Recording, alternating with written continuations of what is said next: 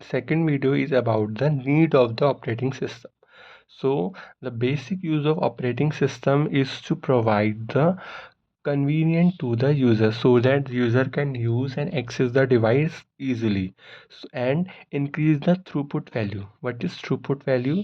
Throughput value is a multiple tasks at the particular time. So multiple tasks can be executed by operating system at a particular instance of time is known as the throughput value.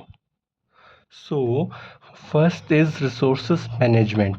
In parallel access, multiple user can access server level multiple resources at a particular time. So resource management, basically it works, it acts, it decides that which user to be provide the hardware at a current particular time period.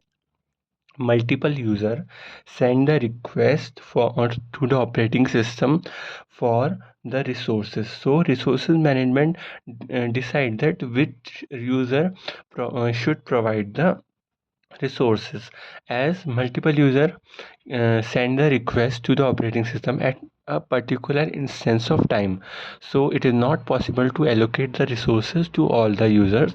So operating system resource management decides that but which particular user should be provide or given the resources. Second is process management.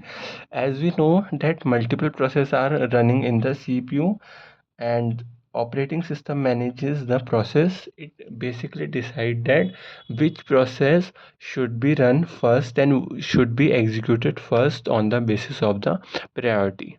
Third is storage management. Storage management means that it consists of various hard disks which maintain permanent storage of data.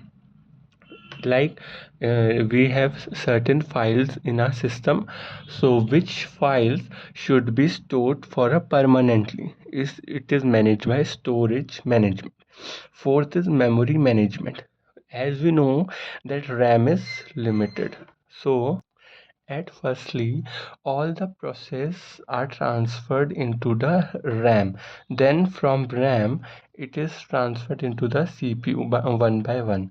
So RAM, all the resource processes are first come into the RAM, and then it some particular processes are transferred from the RAM to the CPU.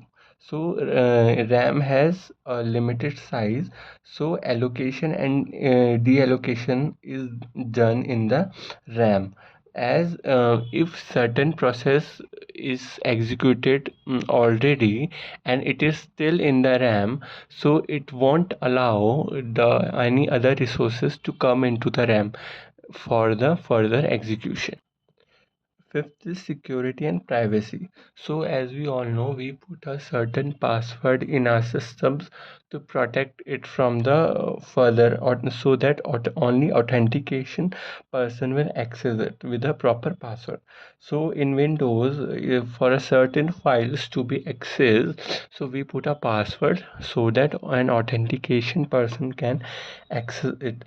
And in same in the memory, and certain process are given a particular portion, and if that process exceeds the portion and try to inside and try to get interfere into the certain process like P1, the process P1 is a process, and P1 memory portion और memory allocate P1 को memory allocate हो रही है 101 से 200 तक.